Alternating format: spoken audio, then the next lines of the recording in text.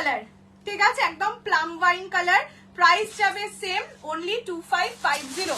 আমার শাড়ির নামও ক্রেপ, আমারটা নর্মাল জারি, গোল্ডেন জারি আর কি, এটা হচ্ছে কোকো জারি। ওকে, প্রাইস যাবে অনলি আমি বলছি 999, কত বলেছি, 2550, 2550। যদি তোমরা লাইভটা শেয়ার না করতে পারো সেক্ষেত্রে প্রাইস 2700।